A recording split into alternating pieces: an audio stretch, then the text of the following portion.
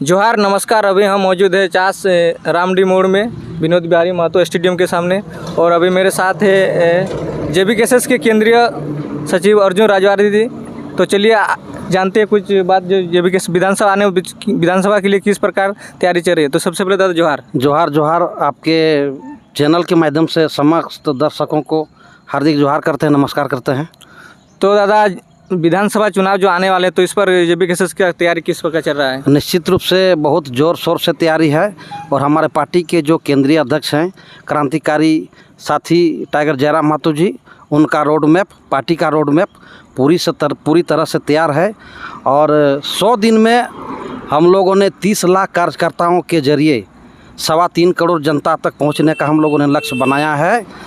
और हम लोग का ये जनता का झारखंड के जनता का जनमानस का ये मांग है, झारखंड मांगे जयराम, झारखंड मांगे जयराम। इस नारे के साथ हम लोग 3.25 करोड़ जनता तक हम लोग पहुँचेंगे, और जन जन तक पहुँचकर हमारे पार्टी के विचारों को, हमारे नेता के विचारों को, जो हमारा झारखंडी भाषा खतियान संघर्ष समिति ऑब्लिक झारखंड लोकतांत्रिक क्रांतिकारी मोर्चा का जो नियमावली है, उसके जरिए स्थानीय नीति, नियोजन नीति, विस्थापन नीति, उद्योग नीति, निविदा नीति, 60-40 नए चलतो वगैरह वगैरह और सारे क्षेत्रीय मुद्दे हैं जो हर एक विधानसभा में अलग अलग क्षेत्रीय मुद्दे हैं। उस मुद्दे को लेकर के हम लोग प्रत्येक विधानसभा में विधानसभावार जाएंगे, और बूथ स्तर तक हर एक बूथ में 100 घर परिवार को हम लोग जोड़ने का लक्ष्य बनाए हैं। उस लक्ष्य के साथ हम लोग जनता से जुड़ेंगे, और आने वाला समय जो होगा वो जेबीकेएसएस का होगा, और नेतृत्व परिवर्तन होगा झारखंड में, और जयराम महतो जी के नेतृत्व में झारखंड में सरकार बनेगी। और जो 24 सालों से जो झारखंडी जनमानस जो चले गए हैं, उनका जो है हम लोग यहाँ नीति निर्धारण करेंगे, और यहाँ के युवाओं के लिए, यहाँ के बेरोजगारों के लिए, यहाँ के मजदूरों के लिए, यहाँ के किसानों के लिए, यहाँ के महिलाओं के लिए तमाम जो जन समस्याएं हैं वो निराकरण होगा। जयराम महतो जी मुख्यमंत्री बनेंगे, सारा समस्या का निराकरण होगा। और दादा देखा गया था कि लोकसभा चुनाव में कुछ गलतियां हुई थी, तो विधानसभा चुनाव में उस गलतियों को सुधारने के लिए क्या रोड मैप तैयार किया गया है? निश्चित तौर पर हम लोग पहली बार लोकतंत्र में गए थे और निर्दलीय के रूप में गए थे। लोकसभा चुनाव में हम लोगों ने 8 लोकसभा चुनाव में हम लोगों ने लड़ा था, और हर एक जगह पर अलग अलग चुनाव चिन्ह हम लोग को आवंटित किया गया था। और हमारी पार्टी और हमारे पार्टी के कार्यकर्ता पूरी तरह से जनता के बीच पर नहीं जा पाए, कहीं ना कहीं कुछ त्रुटि थी, जिसके कारण हम लोगों को सफलता हाथ नहीं लगी। लेकिन हम लोग पुनः जो 2024 का जो आसन विधानसभा चुनाव है, हम लोग पार्टी झारखंड लोकतांत्रिक क्रांतिकारी मोर्चा के बैनर तले और चुनाव चिन्ह के साथ हम लोग जनता के बीच में जाएंगे, और सफलता हम लोग को हाथ लगेगी, ये मुझे पूर्ण विश्वास। और एक बात देखा जाता है कि चुनाव के टाइम में बहुत सारे ऐसे लोग हैं जो कि दारू मुर्गा में बिक जाते हैं, उन लोगों को आप क्या संदेश देना चाहते हैं?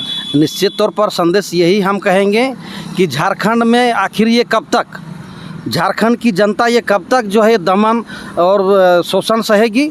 दारू के नाम पर, मुर्गा के नाम पर आने वाली पीढ़ी के भविष्य को खराब ना करें, और इस झारखंड का जो नवनिर्माण का जो दौर चला है, जो लड़ाई चली है, उस लड़ाई में झारखंडी जनमानस जेबीकेएसएस का साथ दें, और अपने बच्चों का, आने वाली पीढ़ी का, अपने घर के बेरोजगारों का जो है भविष्य सुधरेगा, जेबीकेएसएस का साथ दें। ये हम जनमानस को हम निवेदन करेंगे, आग्रह करेंगे।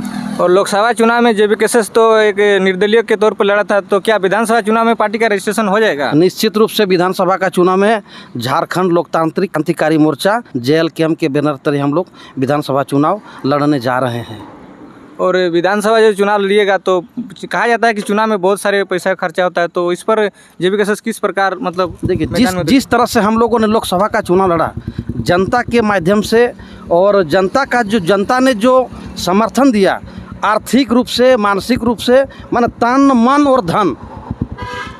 और धन दे करके जनता ने हम लोगों को लोकसभा में पूर्ण सपोर्ट किया था। उसी तरह से हम लोग विधानसभा चुनाव भी पूर्ण सपोर्ट जो है हम लोग जनता से मांगेंगे, और तन मन धन के साथ झारखंड में नेतृत्व परिवर्तन होगा, और हमारे जेबीकेएसएस ऑब्लिक JLKM की सरकार बनेगी, और यही हम लोग का जो है मैनिफेस्टो है। और जेबीकेएसएस मतलब कितने सीटों पर चुनाव लड़ सकती है? अभी तक जो 55 सीटों पर लगभग अभी तक जो है जयराम जी जो है वो चिन्ह कर चुके हैं सीटों को, और आगे भी प्रयास जारी है। हमको लगता है कि उनका एक बयान आया था कि हमारी 81 सीटों पर जो है तैयारी चल रही है, उसको जो है ये किया जा रहा है, टारगेट किया जा रहा है, लेकिन 55 सीट अभी फ़िलहाल जो है कंफर्म 55 सीट लगभग हम लोग और एक चीज़ देखने में आ रहा है कि मतलब पार्टी में गुटबाजी भी इस तरह का हो रहा है, तो इस पर आप लोग मतलब कैसे इसको दूर करेंगे? नहीं, देखिए नई नई पार्टी है और नए नए लोग जुड़ रहे हैं। निश्चित तौर पर कुछ ना कुछ अंदरूनी तो आती है, माने क्या बोलते हैं उसको, आपका ये शिकायतें, लेकिन वो सब ये बहुत बड़ा मुद्दा नहीं है। लोकसभा में हम लोगों ने साथ मिल करके काम किया, हम लोगों ने लोकसभा चुनाव में साथ मिल करके काम किया।